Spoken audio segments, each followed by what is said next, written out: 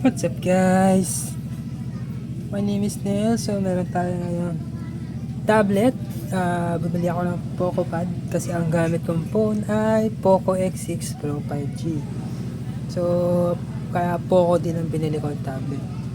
Dalawang reason ba't ko binili yung Poco Pad. Una for gaming, pangalawa for digital arts. So unahin natin yung digital arts. Medyo late na tong review ko na to, pero dahil nagsisale to sa Lazada at Shopee, baka meron pag nagbabalak na bumili dyan. So nung una, meron tong kasamang stylus pen. Although need mo siyang bili ng separate, pero ito yung supported niya na pen. Supported siya ng 4096 na pressure sensitivity. That means para ka lang nagsusulat ng papel, kung saan pag madiin yung lapat mo ng lapis, makapal yung sulat. Pag magaan naman, manipis yung sulat. So, kuha tayo ng blank. Ito pala yung nagawa ko ng artworks dito sa tablet. So, online impression ko, goods na goods siya. Goods na goods siya sa mga artist dyan.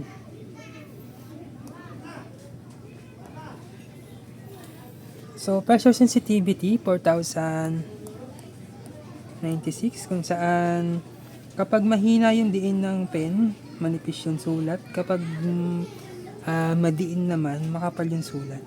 Yan. Pwede mo pagsamahin yun, madiin, makapal, madiin, makapal. So, una-una kong pagkakamali sa tablet na to, nilagyan ko siya ng tempered glass. Makaka-apekto po yun sa performance ng stylus nyo. So, kung gusto nyo ng accurate na stylus, accurate na pag-drawing, huwag nyo na po lagyan ng tempered glass yung tablet nyo. Pero kung kaya nyo naman i-tolerate yun, yung inaccuracy ng stylus kapag mayroong tempered, okay lang. So, para din naman sa protection nyo ng tablet nyo. And tungkol sa palm rejection, ang gamit kong palm rejection is yung palm rejection ng IBIS Pintix. So, kadalasan, kapag nagdodrawing ako, pag nilalapat ko yung ito ko, nag-a-undo siya. So, ini-off ko lang itong undo by 2 fingers.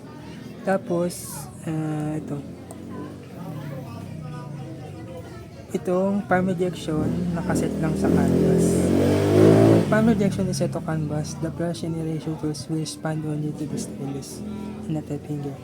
So, ibig sabihin nun, makakapag-drawing ka lang gamit yung stylus mo, pero hindi ang daliri. Ito. Wala yan. Hindi yung makakapag. Ito lang talaga stylus ang gagamit. Kapag naka-on yun, palm rejection set to canvas. Yun. So, dahil tablet nga to, mas maganda mag-drawing sa isang screen na mas malaki.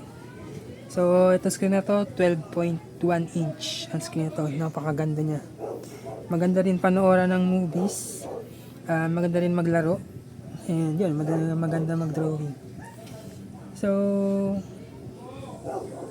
para i-connect yung pen, yan. I-up ko lang ulit. Yan. Para i-connect yung pen, on nyo lang lagay yung Bluetooth. Yan.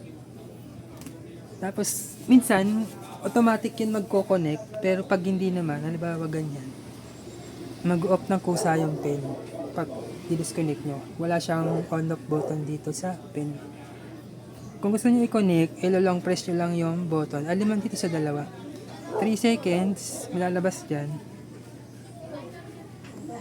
Yan. Pag lumabas yan, click nyo yung connect.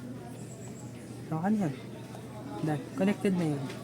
So, yung charging port niya, Type-C. Hindi siya magnetic, no? Wala siyang magnet dito. Yun yung isa sa downside niya. Hindi siya nag-charge ng wireless charging via tablet. Kailangan mo talaga siya saksak. So, balik tayo sa IBIS Pintix. Ano maganda sa tablet? Mag-drawing. Kagandahan sa pressure sensitivity na pen ay pag-render, pag-blend ng kulay.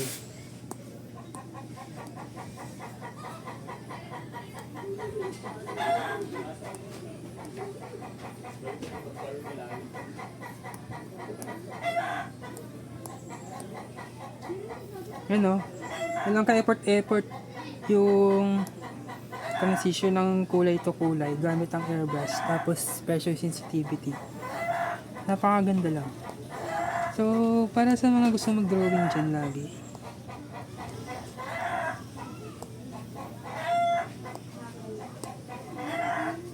Yun. Okay na okay itong Poco Pad. So, sa gaming naman, papahapyawan ko lang kayo ng gaming kasi nagko-Call of Duty naman ako lagi. Eh, mabigat siya sa kamay.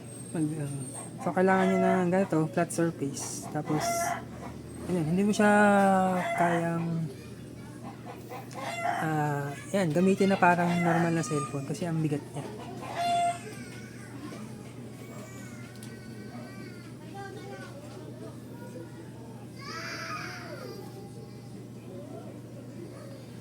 Bali, yun lang ang masasabi ko sa inyo sa tablet na to.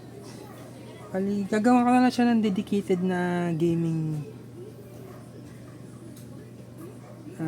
video. Papakita ko sa inyo.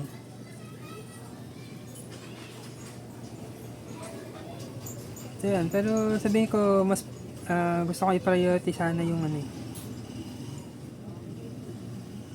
Mas i-priority yung pagdodrawing kaysa sa paglalaro ngayon kasi masyado na ako nasusobrahan sa paglaro at napakabihira ko na lang mag-drawing. So sana